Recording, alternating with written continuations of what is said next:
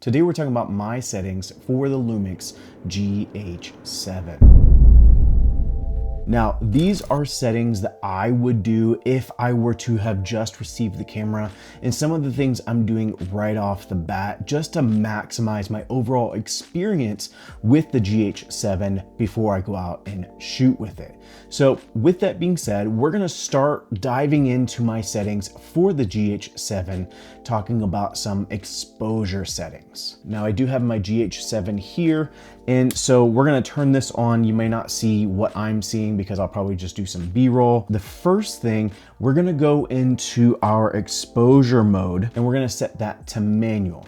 I've said it many times, if you are trying to take photography or videography seriously, one of the things you should get used to doing is shooting your camera in manual mode. Now on that same menu, what I'm gonna do is go down to SS gain operation and change that from shutter speed to shutter angle. That is one thing that I love about the LUMIX cameras is they do offer shutter angle. Again, change it to shutter angle, 180 degrees, thank me later. The base ISO for Vlog for the GH7 is going to be 500 ISO.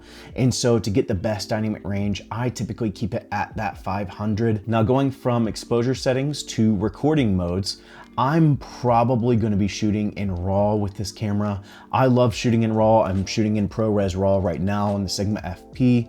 And so being able to shoot ProRes RAW on this camera internally or to a small SSD, which I do have a video about, and I'll leave that in the description below, a link to that video, so go check it out. And now I am gonna use the highest resolution of ProRes RAW just to get the full readout of the sensor. And I don't usually shoot anything other than 24 frames per second. Most of the time, I'll even go and change the frequency to the cinema frequency to get that true 24 frames per second. Now, as far as autofocus settings, I don't really change these all that much. I may slow down the autofocus speeds in video settings, but for the most part, I use what's straight out of camera. Now, something I do want to run through is some of my function buttons. And so let's do a little bit more of a rapid fire round as far as some of the function buttons I'm using on the GH7. So my exposure compensation is one of the first things I change because I never use that. Right now, I am using that for monochrome live view. And if you're unfamiliar with that, it basically takes your display and changes it to black and white. And I find that helps with utilizing focus peaking, just because when you are using manual lenses and using focus peaking, it is a little bit harder to see the peaking lines. And so with the monochrome live view, it's a little bit easier to see the peaking lines. The microphone button, I don't actually know what this button is. And so I've actually changed that to what monitoring LUTs I'm using, just so I can easily go between them, change them around. Now, because I start and stop recording with my shutter button almost all the time, I've actually remapped my record button to basically switch what real-time LUT I'm using at that time.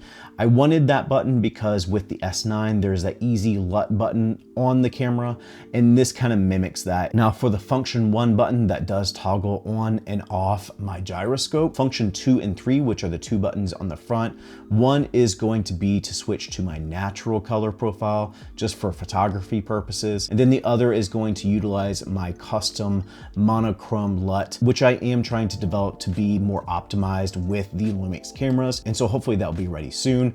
And when it is, I'll let you guys know. Now for the wheel, more specifically the down arrow, I do assign frame markers to that part of the wheel. And then I may make the left or right button my aspect ratios so that I can change those when I am doing photography. And then another option I'll put on my wheel is to toggle focus peaking. I find sometimes it can be distracting, and so I like the ability to easily toggle it on or off. Let's finish out with some miscellaneous settings that I change on my LUMIX cameras when I get it out of box.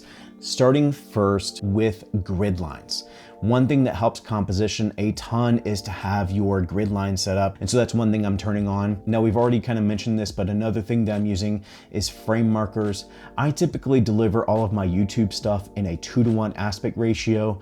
And so I do turn that on my frame markers, or I may do a 9:16, maybe even a custom mode. And I actually didn't even know there's a custom frame guide option on LUMIX cameras until about a couple weeks ago.